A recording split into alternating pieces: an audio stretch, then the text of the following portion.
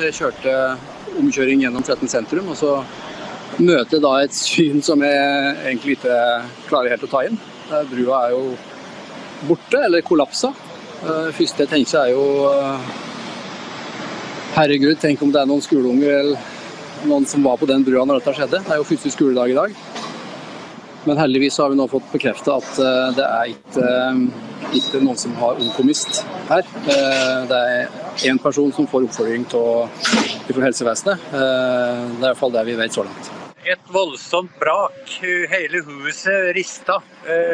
Og jeg dro opp rullegardina på soverommet og så rett ut på en bru som lå i elven.